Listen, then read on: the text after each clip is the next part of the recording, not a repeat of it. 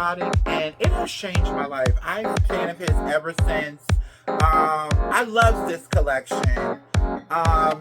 Thousands most legendary supermodels and more. The four queens of the runway. Fashion, New York Fashion Week is right around the corner. Librarian tonight, and that's because I came to read a bitch. Jaja's Atelier, bitch. Well, how the hell are ya? Welcome back to Jaja's Atelier. Listen, it's only been 5 days. Your girl is still on schedule. I told you I'd be back. So, listen, I had a slamming look for y'all tonight, okay? I was going to do the 30-inch bust down. Y'all know I like to sit up on the long hair. But, baby, it is too goddamn hot. So, Dora is going to have to do with this Tommy Hilfiger skirt dress that I got on, okay, honey? Honey. Also, it is Easter weekend. Me and my mom have been cooking up. Now, let me tell y'all something about old Thelma, honey. When Thelma really feel like cooking, oh, Thelma cooks, honey. We're having ackee and saltfish, fried blue fish, rice and peas, macaroni and cheese made by me. Made by me. Jerk chicken, baked lamb. We having all kind of things of the things, honey. So I can't wait till tomorrow. But I am going to go down to Bojangles and get me that Bojangles fish sandwich for the second time this week because it has got a vice grip on my stomach. Anyway. So before we get into the show, I want to send a huge congratulations to a fellow trans sister of mine. I don't know her personally, but she is a huge, she has a huge social media presence, and I've been following her for a while now. Really, really sweet girl. She is a celebrity chef. She is a legendary bull girl, honey, as well as a drag queen.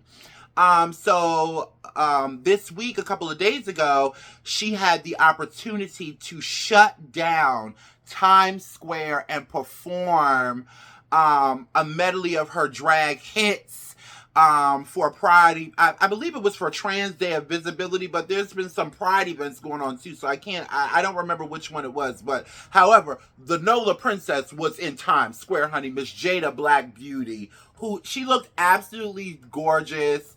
The stuff that she posts, her content is very motivational. She's always telling her stories. And actually, she filmed a documentary. She actually has a twin brother who she started a food truck with out of Louisiana, New Orleans to be specific. And they shot a documentary of them. I can't remember how many years ago it was, but it was a while ago. And they were in Times Square, and she was like, damn, I would love to perform in Times Square. So huge congratulations, sister, on this full circle moment, if this ever makes it to you. Mwah! Happy Trans Day of Visibility. Also, it was Trans Day of Visibility. Also, if you follow me on Instagram, you saw what I posted. So, happy belated Trans Day of Visibility to all my trans brothers and sisters out there watching. So, a little bit of personal tea, right? Let me light a cigarette. Also, you know I've got my coconut water martini, honey, no olives. So a little bit of personal tea. So, listen. This is an issue that I have within myself, that I've been dealing with since before transitioning as a butch queen. You guys know that I didn't start transitioning until 2020, 2021. Which, you know, it's only been 6 years, but I was already 30 years old by the time I transitioned. I've lived most of my life as a butch queen, honey. So when I was coming up, you weren't friendly to men. When even just the slightest, hey, how you doing? I like your sweater could turn out to be, hey, faggot, get this faggot away from me, man. I don't fuck with that gay shit. So it has happened to me. It happened to me a lot, especially when I was really, really young. So I just have this thing now where if it's a man that I don't know, it's all you getting from me is, which my cousins have told me I have to stop doing that. My friends have told me I have to stop doing that. And I've been working on it. You know, when I'm in Richmond with my sister Shannon, I don't give that as much because for some reason I feel more comfortable in the city. Oh, honey, but when I'm here in the hometown, in the country, honey, oh, it's bad. So I was at work the other day and I have a new manager. He's actually over everybody. And I don't know him. I don't talk to men. I just don't. So I remember him saying to me when he first started working there one time, one of those shady bitches told him that I have a nasty attitude. I don't have a nasty attitude, honey. I just don't like you. Told him, oh, you gotta watch that one. She's got an attitude. She probably called me he. I don't know, but whatever. So he had said something to me about it. You know, Ashley, you look so upset. What's wrong? He's a white guy. You know how white people do. Well, Friday. Oh, honey, he was really upset. He told me, he said, you know, I don't know why you have to look like that every time I come over here. I was just coming over here to ask you a question. I mean, why do you have to look so evil? And it's just like, you know, work was working me Friday. So my nerves were already on 10 and it wasn't even about him. So I went and talked to my other manager about it. And she was basically like, girl, but your face be so fucked up. And he just so happened to walk in. So I explained everything to him. I was like, you know, I'm a trans woman, in case you didn't know, which I know he does. You know, I don't talk to men that I don't know. And I don't know you. Okay? So we chopped it up or whatever. And then, you know, it went from him thinking I had an attitude to him holding the door for me, you know, treating me like a lady. So I was like, oh, well, maybe he's not, you know, an evil straight man. You know, I don't know. But I don't know, for any trans girls out there that's watching this, do you guys feel where I'm coming from? Like, even like when I go to the grocery store and if it's a bunch of guys and not to be, I'm not racist, I love my people, but especially if it's black men, I'm definitely like, I'm going to walk completely the other. If I'm going to Walmart and there's a bunch of men in the front of the food section and I know I need to get a ham hock, I will go in the other door, even if I have to walk. Do any of y'all go through that? Or is it just me? And I talked to one of my other trans sisters and she was like, oh no, girl, I do the same thing. And I was like, so how long after you start transitioning, do you stop feeling the need to have to, you know, kind of mean mug every time you see a man? Because it's not that I'm scared of them, because honey, these legs, honey, I'm 6'2", honey. I ain't scared of no bitch or a nigga or a cracker or whatever. Only thing that scares me is Jesus, okay? But it's just, I don't want them to think that I'm trying to come on to them. You know how a lot of these straight men think, honey. They think all of us trans girls and gay butch queens and femme queens, they think we all want them and we're all drooling at the mouth for them. And you could just look at somebody, man, don't be looking at me. I ain't with that shit. You know what I mean? So it's more of like a, nigga, you're ugly and I don't fuck with you. That's what my face basically says when I'm out in public. So I'm trying to work on it. Like, and then I went to the gas station. I had went out last night. We're not going to get into that because I'm working on a little something. But I went out last night and I was at the gas station and the guy, I had never seen the guy before. This is my gas station that I like to go to. I get my soda pop from there. And the guy was basically like, hey, you know, you look really pretty. I was like, yeah, I just need to pack a Marlboro Menthol 100s. And he was like, damn. And I was like, damn, I did it again. And come to find out, he actually owns the gas station. So I was like, man, he could have clocked my tea and still been with it. I could have been, you know, I could have been the heiress to a goddamn gas station, bitch. So, anyway. So, let's get into a fashion topic.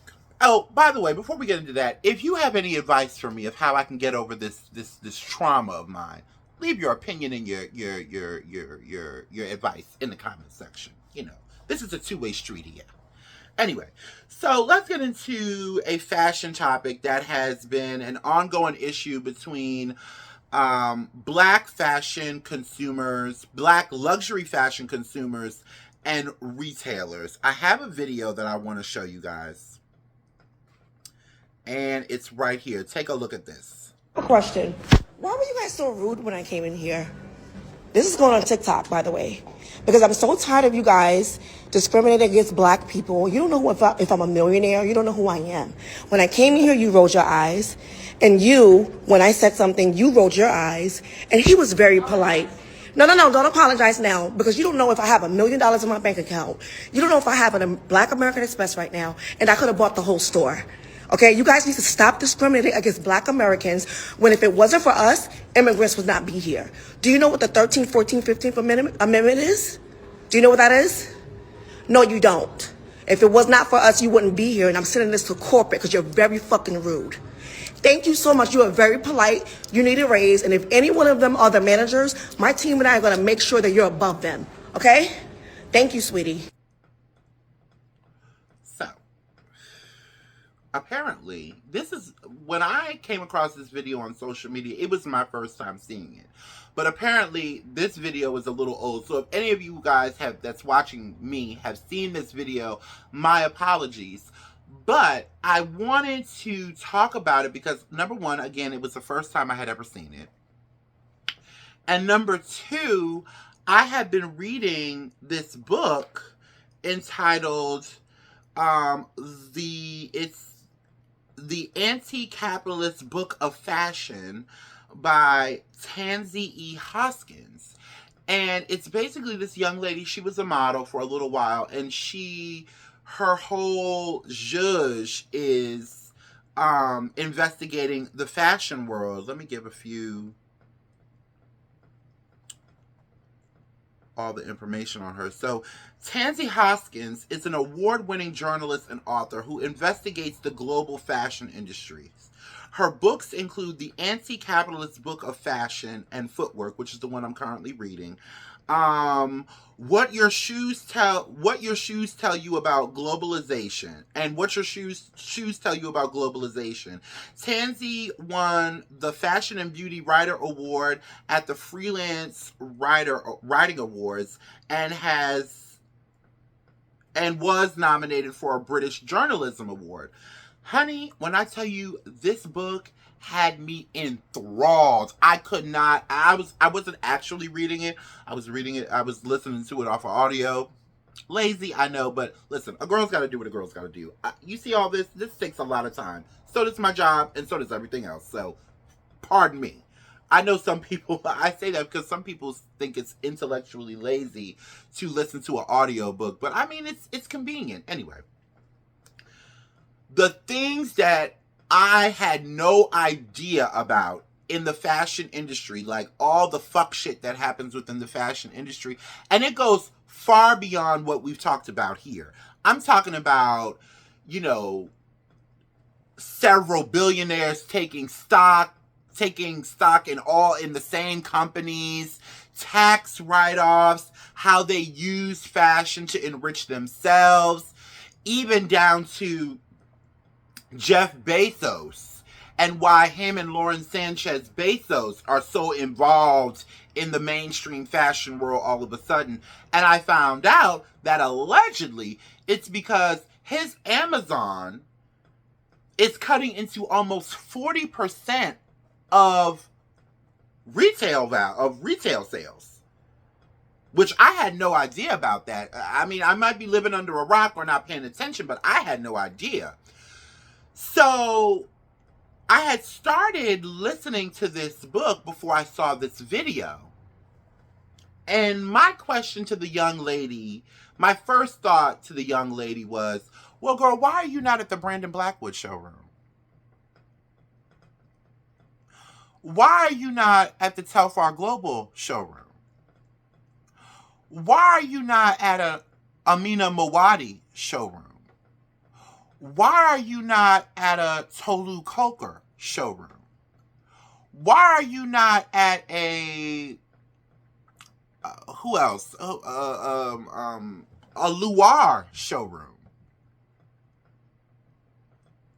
Because we've heard this thing with black luxury fashion consumers going into their favorite European luxury fashion house flagship brick and mortar store. This has been going on for years. I mean, Hermes locked the doors in Oprah's face. Oprah! So who the fuck do you think you are? You know what I'm saying? And after I think I've gotten up to chapter 6, and it's just like mind-boggling, like what the kind of stuff that allegedly goes on behind the scenes, you know, of fashion. And it disgusted me, and it confuses me, and I'm sure it confuses, you know, the people who don't have this information, who just go off of brands, who are now excuse me, who are now just opening their minds to what's really going on. It's mind-boggling, because this is something that a lot of us have loved for so long, and to have the veil kind of pulled back, it is a love-hate type of a thing, and it does take a long time to stray away from it if you can, or even if you want to. But my question is to Black luxury fashion consumers is, when is Chanel going to be the second option? There's too many Black designers, and even at luxury fashion houses, you know, there are luxury European fashion houses that have Black creative directors doing the goddamn thing, like Maximilian Davis over there at Ferragamo. Like, well, he's no longer there, but also, like in the past, Olivia Ronstein at Balmain. We also have Martini Rose. We also have, you know, it's so many. We also have Tokyo James. I just talked about him a few episodes ago when I was wrapping up Milan and Paris Fashion Week. You know, and it's a thing where you don't have to hate the brands. You don't have to hate Chanel, because I'm kind of 50-50 on how you get treated at the stores compared to what the brands may really think about you. I'm 50-50 on it, even after reading this book. And it's because I've consumed the fashion world all of my life. Through magazines, through back when fashion shows used to run 24 hours a day on TV. Like, so I'm still 50-50 on it. It doesn't always mean that that's how the brand in totality may feel about people of color.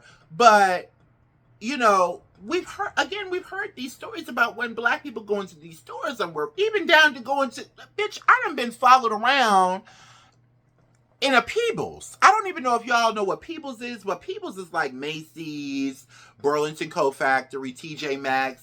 We used to have a Peebles here. I don't even think they have. I think Peebles recently all the way shut down. Like, I don't think there's no Peebles anywhere anymore. And that was, you know, a little before COVID, when that started happening. But I've been followed around, bitch, I've been followed around in the hair store. So, you know, you're at a store where, you know, we live in a country where people are racially biased.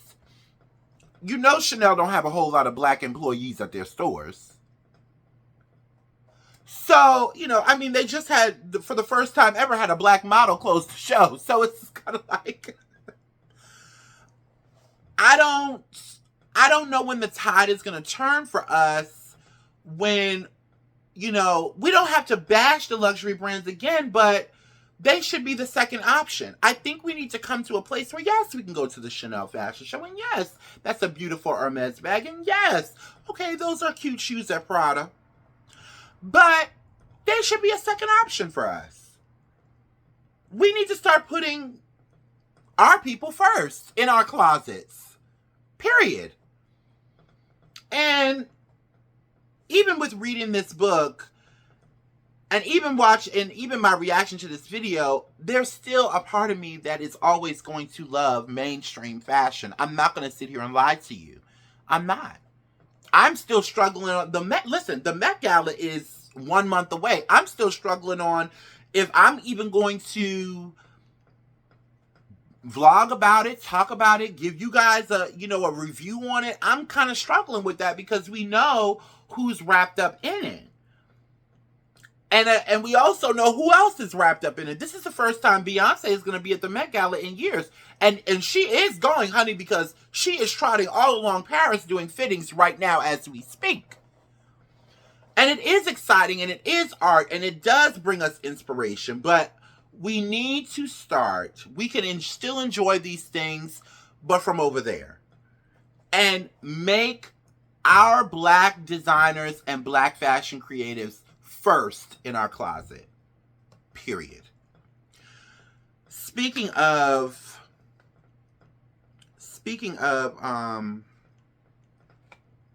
with all that being said, excuse me, I still love it. And it's people like Andre Leon Talley who paved the way, who is somebody that I'm probably the most inspired by than any other fashion person you can think of. I remember watching the Chiffon Trenches and reading the book, and all that he went through. It's Beth Ann Hardison as well. Like, it's not all for nothing. There's space for us there. Andre Leon Talley, by the way, with all that being said, we talked so negatively about fashion just now, but with all that being said, Andre Leon Talley, for the first time in France, which is really shocking to me, is going to have his own exhibit at Lacoste, in the Liberian. I totally fucked that up. Andre Leon Talley is going to be exhibited for the first time ever in France at Lacoste in the Luberon. So, it's going to be featuring 31 silhouettes, 50 photographs, 60 props between opulence and intimacy. The exhibition, titled Andre Leon Talley, Style is Eternal, looks back on the journey of his major fashion figure. So, again, put Black fashion creators in your closet first, and let the major European heritage luxury fashion houses your second option. That's a new challenge that I want us to start doing.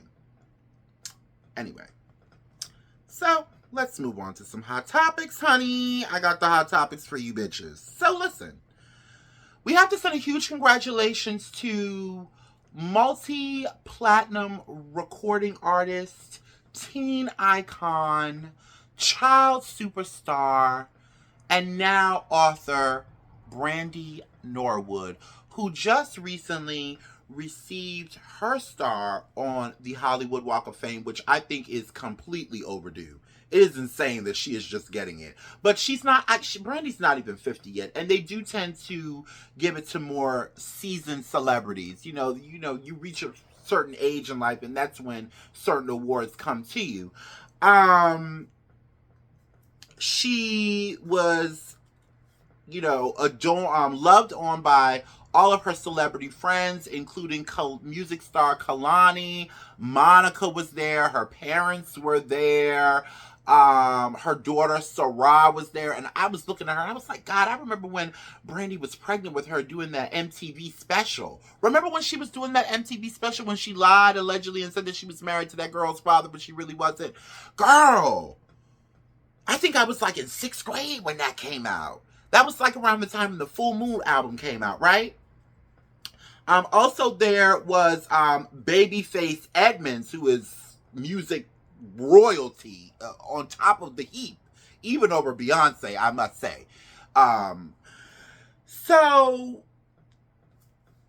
she got her star on the Hollywood Walk of Fame, and most notably absent was her brother Ray J, for obvious reasons. We know Ray J is completely off his rocker. She explained it all on her media blitz for her upcoming, well, I think it's already out, her new memoir titled Phases, which has been causing quite the stir now that certain excerpts from the book have come out.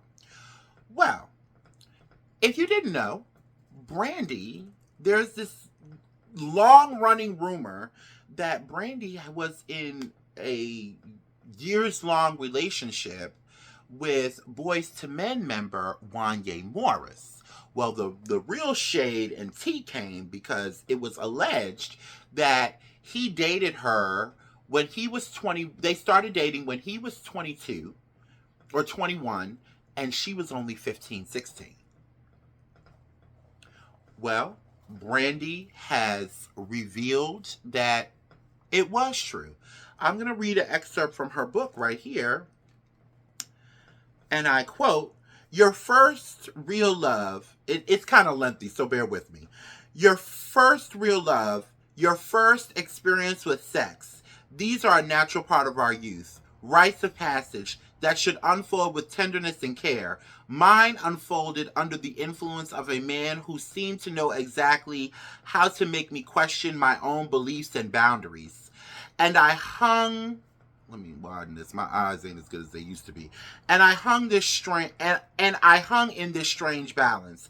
I was navigating that time in full view of the world. Every move scrutinized, every choice dissected by people who didn't even know my heart. Part of me wanted to retain some semblance of normalcy, but also I knew full well what was happening between me and him was wrong. And yet my attitude was, this was special. This was real. People just can't understand. I was young and inexperienced, and I thought that following my heart meant following his lead." Ooh, Brandy, that's a word, bitch. That what we shared transcended ordinary rules and limitations.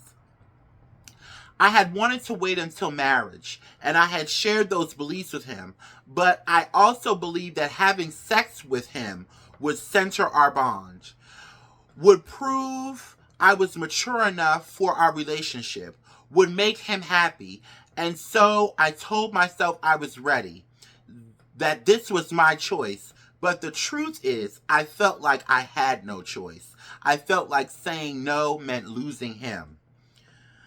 My first time lacked the specialness I had painted in my mind because it wasn't about me at all. Looking back in my mind, it was about him getting what he wanted from someone too young to recognize she was being used. There was no magic, no romantic tenderness enveloping us. All the passion he expressed through song felt absent because it wasn't lovemaking. I had wanted that milestone to be sacred, and I wanted it to feel cherished in his eyes and in his touch. I was too naive to realize that deep down inside, he did not see me as special. I think he saw me as conquerable, as someone whose boundaries could be negotiated away. Now, I'm going to tell y'all something. I'm really disappointed in the comments that I'm seeing, in the commentating I'm seeing around it, because Brandy was a young girl. Wanya Morris was a grown-ass man. And when she references the music, if you don't remember that song, Lonely, Broken Hearted, there's a version of that, which I love that song. That's one of my favorite Brandy songs with her and Wanya Morris. They did that song together. I have a video right here of them performing it. Whenever you would see them performing this song, for all my old heads that will remember, they would never come close to each other. They was always kind of like, he was always right here and she was always back here singing to him, or vice versa, because he was so much older. And also, right before this, remember, there was all that scuttlebutt around Aaliyah and R. Kelly. So, her mother being her manager, her father being involved in her music career, I don't think Mr. and Mrs. Norwood was having any of that. And she also talks about how they used to have to sneak around. Well, I haven't heard any word of Wanya Morris speaking about what Brandy wrote in her book. But the internet is undefeated, honey. They found a clip of Boys to Men at the Breakfast Club being interviewed years ago, and Brandy's name coming up. Take a listen at this. Oh. They were saying she was really young when y'all dated. Yeah, she was. Not that young. Not Yeah. not This not jailbait. No, that's what I'm saying. Hold on, but you know that's why. But hold on, that's why I stopped it. The question. But hold on. But that's why I stopped it and said that she wasn't that young, because I don't want y'all to think Boys to Men was young. She said she was. I was young too. She said she was 15 and she had to keep it a secret because she was so young. See, we did the thing. We did the thing when she was like 16, 17, around that time. You know. You was so you were still a boy too. You hadn't. I wasn't old. I wasn't men like yet. You was 38 boys. years old, nothing like that. I was old enough to. She was old enough to get it. Okay. But was it legal in the state y'all was in? Is the I mean, we was always in different states. We was on tour. They had a nomad You relationship. know what I'm saying? We just, we didn't do it in the states that it was legal. It was illegal in. Nice. statute? Oh my gosh. Political. No. It was, you know what I mean? It was a time. It was a relationship. It grew and it ungrew. I guess you could say that. Squirt and it unsquirted.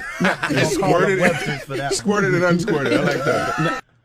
So I went back on YouTube and I watched the whole interview and I watched the whole clip of them talking about Brandy, and I just thought it was really disgusting.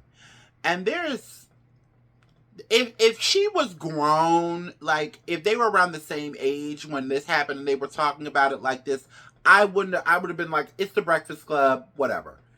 But the fact that she was 15, and this is back when Angela Yee was co-host of the Breakfast Club. You know, she got replaced with Jess the Testicles, a.k.a. Robert Townsend. You know I don't like that lady. And also that Lene girl. And sidebar to Angela Yee, this is why a lot of people don't fuck with you, Angela Yee. You just don't come off like a girl's girl. Like, sometimes you do and then sometimes you don't. Like, you rub your ass cheek, you rub the fence in between your ass cheeks a little bit. There was also a piece of it where he said, well, she was old enough to get it. And it's just like, damn, that didn't age well for you, Wanye. And you know, Boys to Men, they have never, upon my recollection, I have never heard about a scandal about Boys to Men. In fact, quick sidebar, I'll tell you a quick story. I actually met a few of the members of Boys to Men thanks to one of my cousins who is in the music industry. Shout out to her. She knows who I'm talking to. I used to go to New York and visit my cousin. She was like my favorite because she's still like one of my favorite cousins. But at the time, she was like my favorite cousin, you know. And she was working on something with them, and I got to hang out at their studio in Philadelphia. It was a really great experience, and they were really cool, really nice guys. So I've never heard anything, seen any bad. I've never heard anything bad about Boys to Men. So this really shocked me because their image is fairly squeaky clean. Even their music isn't, it's like, I'll make love to you, you know, very mama, very clean cut. But for all the people that are like, and first of all, Brandy doesn't get the respect that she deserves. That's one thing I will say. Brandy has never, ever since she got pregnant with her child and had that automotive accident, she never gets the respect that she deserves. And it comes from our people, her own people. Oh, it was years ago, let it go. This is what you write about in your memoir. You write about your traumas, the things that you've been through. It's not going to be all cotton candy and gumdrops. And, you know, I think Brandy is really brave to come out and speak about this. I don't think that it's an attention grab. I think she's just honestly speaking about her experiences over her life as a young woman coming up in the music industry and having all eyes on her. I don't think it's about bashing Wanye Morris. I don't think it's about a moment. She doesn't need a moment. Cameron Mace and Sean Barris gave her a moment a couple weeks ago when they were arguing about who slapped the pussy first. Just so disrespectful to one of the 90s biggest motherfucking stars. Like, you could not go nowhere in the 90s and not see Brandy. Whether it was TV, movies, even at the damn toy store. I just just think men just really need to grow the fuck up. Just grow up. So, Brandy, you know, I loved you as a kid. I've loved you ever since 1994, sitting up in my room. Baby, baby. Keep doing you, Brandy. And keep shining, because she hasn't had this much positive interactions with the public and this much love shown to her in a very long time. So fuck what the haters gotta say, Brandy. The real ones, they know how hard you worked. We have seen your trajectory over the past 30 years. You are an icon, and you are a legend, and you are the moment. And fuck what everybody else got to say, because at the end of the day, they are here, and you will forever be cemented up here, regardless if you don't ever sell another concert ticket or record ever again in your life. And that's that on that. Now, I'm going to touch on this real quick, because black people and the homophobia, I'm just so over it. It's exhausting. But I'm going to touch on this real quick, because I find this interesting, because the chickens really came home to roost so quick with this. So, let's get into it. Jaden Ivy, never heard of him. He's not a superstar player. He plays for the Chicago Bulls. He went on a homophobic evangelical tirade. Take a fucking people look. Believe they hold their big signs up about LGBTQ. They hold their signs up about how abortion is right.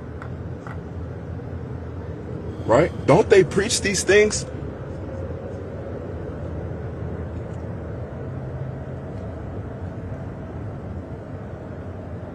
Don't they preach, come get a car wash at Jack's Car Wash?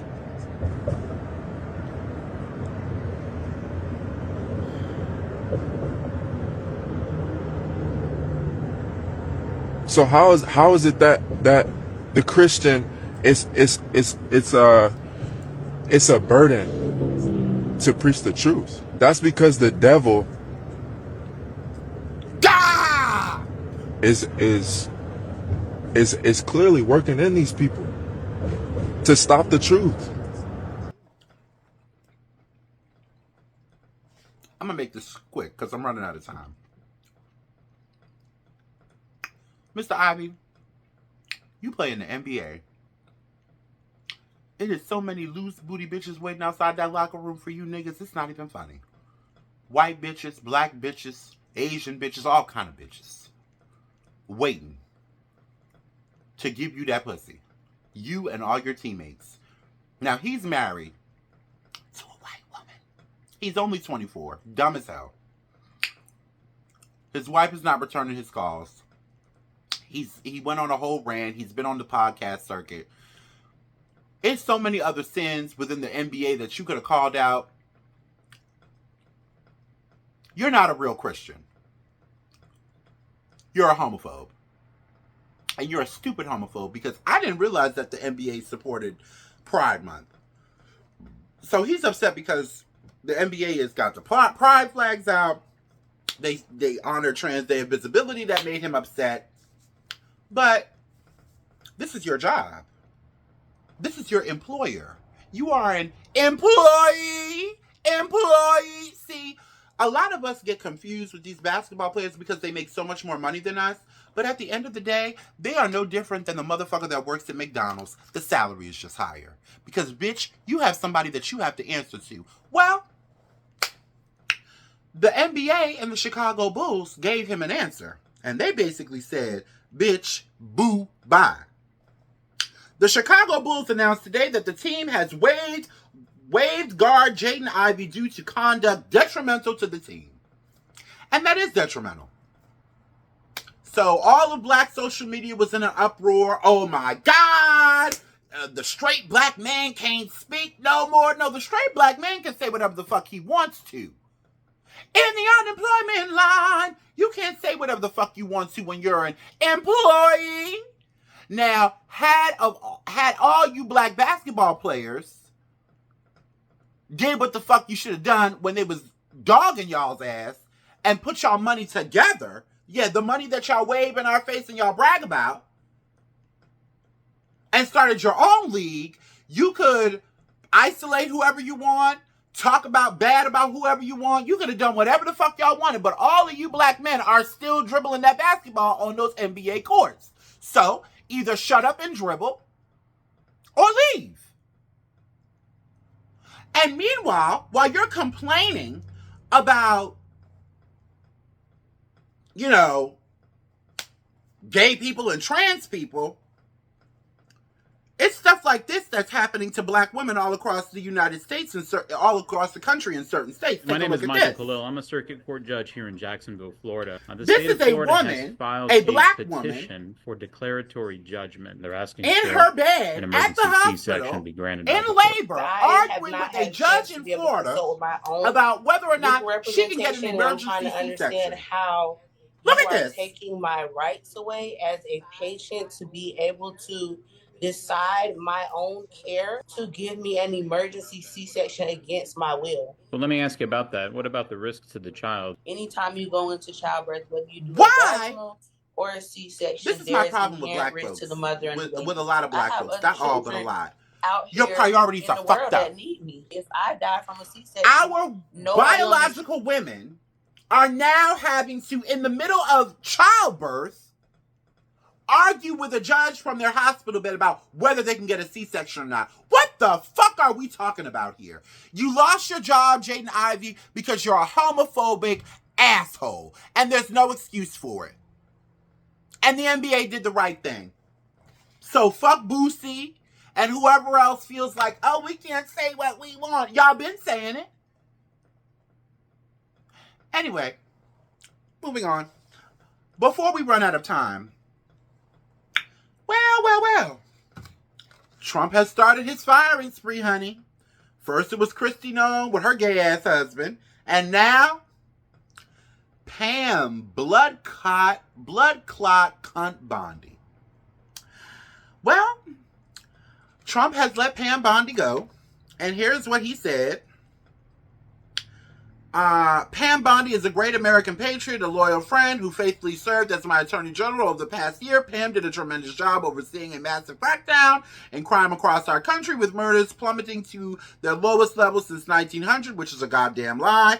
We love Pam. That's another goddamn lie. And she will be transitioning to a much needed and important new job in the private sector, which means, bitch, you are also like Jaden Ivy in the unemployment line. Let's make this quick, okay? Because I'm getting tired of this bullshit all the way around. You fired her and Kristi Noem because you don't want them to testify in front of Congress about all your stinky pinky playground shenanigans. Hard period, hard stop. This woman has done everything you've asked her to do. She has made herself look like a complete jackass in front of the entire world for you. Her and that lavender marriage, Kristi Noem. And he also talked about firing his press secretary next, Caroline Leavitt. Caroline KKK Leavitt.